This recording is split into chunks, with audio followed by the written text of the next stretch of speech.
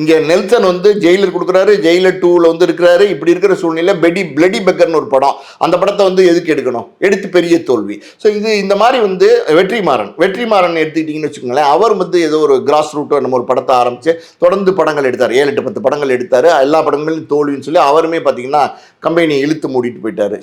சங்கர் வந்து S pictures நடத்தினார், அவர் நிறைய படங்கள் தயாரித்தார், அவருமே இழுத்து மூடிட்டு போயிட்டார். இதெல்லாம் வந்து எப்படின்னா, ஒரு இயக்குனர் நீங்கள் பெரிய இயக்குனராக வந்ததுக்கப்புறம் பெரிய பெரிய ஸ்டார்ஸ்லாம் உங்கள்கிட்ட நடிக்கிறதுக்கு ரெடியாக இருக்கும்போது ஒன் ஃபோக்கஸ், அதான் சொல்கிறேன்ல, நீங்கள் வந்து ஒரே இலக்கோடு நீங்கள் போனீங்கன்னா அந்த வெற்றி உங்களுக்கு பெரிய வெற்றியாக கிடைக்கும். நீங்கள் உங்களுடைய எப்படி சொல்கிறது, வெற்றிகளை வந்து ஷிஃப்ட் பண்ணி விடுறீங்க.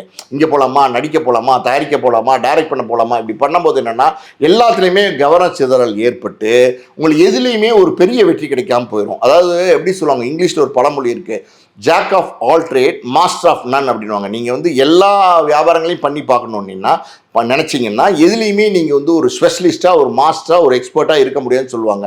அந்த மாதிரி தான் வந்து லோகேஷ் எல்லாம் வந்து கவனச்சிதறல் தான் இப்போ எனக்கு தெரிஞ்சு நடிக்க போகிறதெல்லாம், தயாரிக்கிறதெல்லாம்